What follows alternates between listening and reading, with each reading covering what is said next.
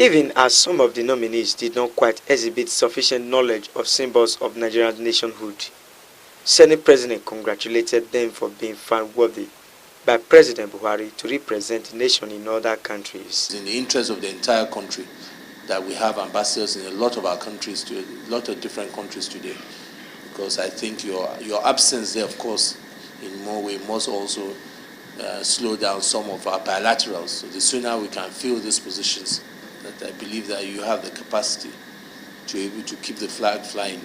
Being our ambassadors, representing 170 million people, representing the largest economy in Africa, representing a country today that is seen as one that is a key player in today's global world and global politics. I think you have a lot of responsibilities.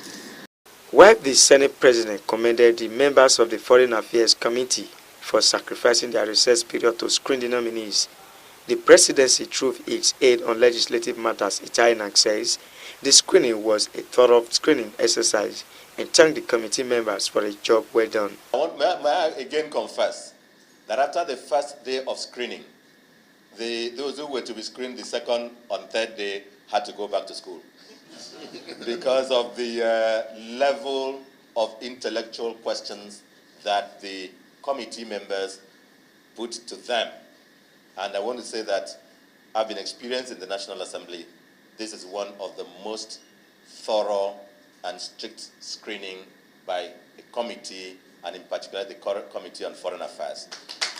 He promised to make nominees available whenever they were needed by the Senate. Because this has been screened, we have to go back again to look into what we've written down about every one of them.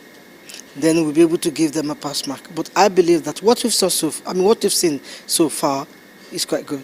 Chairman of the committee said its report will be ready before September 13 when the plenary resumes. Ogie Ihimekmen, AIG Parliamentary News.